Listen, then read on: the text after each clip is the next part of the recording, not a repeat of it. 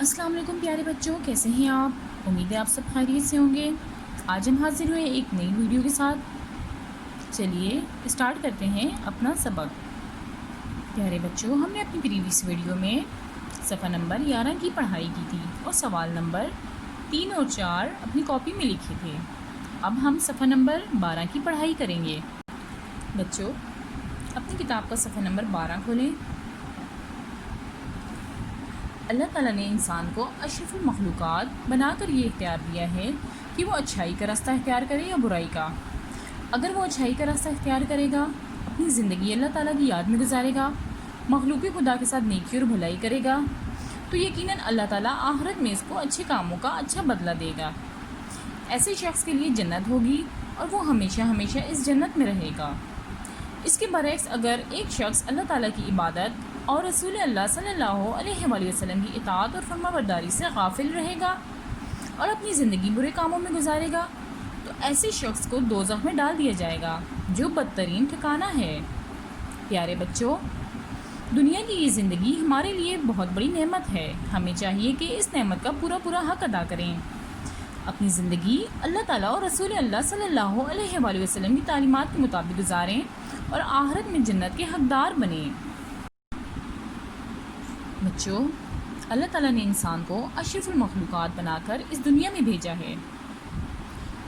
اچھائی اور برائی میں تمیز کرنے کے لیے اللہ نے انسان کو دماغ دیا ہے، سوچ دی ہے، عقل دیا ہے۔ اگر ہم اچھائی کا راستہ اختیار کرتے ہیں، اپنی زندگی کو اللہ تعالیٰ کی عبادت میں گزارتے ہیں، اللہ تعالیٰ کی مخلوق کے ساتھ نیکی اور بھلائی کرتے ہیں، تو ہمیں اس کا صلہ آخرت میں بہت اچھا ملے گا۔ ہم جنت کے حقدار ہوں گے اور جنت کی زندگی ہمیشہ ہمیشہ رہے گی۔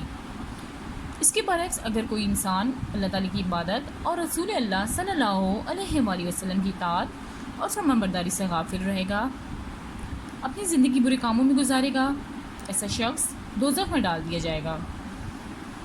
دوزخ بدترین ٹھکانہ ہے۔ پیارے بچوں، اللہ تعالیٰ نے ہمیں یہ زندگی دی ہے۔ زندگی بہت بڑی نعمت ہے، ہمیں چاہیے کہ اس نعمت کا پورا حق ادا کریں۔ اپنی زندگی اللہ تعالیٰ اور رسول اللہ صلی اللہ علیہ وسلم کی تعلیمات کے مطابق گزاریں اور آخرت میں جنت کے حقدار بنیں۔ بچوں، اب چلتے ہیں مشق کی طرف۔ پیارے بچوں، پچھلی ویڈیو میں ہم نے سوال نمبر 3 اور 4 کیا تھا۔ اب ہم کریں گے سوال نمبر 5۔ روزے جزا سے کیا مراد ہے؟ چلیے اس کے جواب کی طرف چلتے ہیں۔ بچوں، اس کا جواب ہے صفحہ نمبر 11 پر۔ روزے جزا ہر انسان کو اس کا اعمال نامہ پیش کیا جائے گا، نیک لوگوں کو دائیں ہاتھ میں اور بد لوگوں کو بائیں ہاتھ میں۔ میدان حشر میں میزان عدل قائم ہوگا۔ میزان کے ایک پلڑے میں انسان کے نیک اعمال اور دوسرے پلڑے میں اس کے برے اعمال ڈالے جائیں گے۔ اگر نیکیوں کا وزن زیادہ ہوگا تو وہ بخش دیا جائے گا اور رحمت کے فرشتے اسے جنت میں لے جائیں گے۔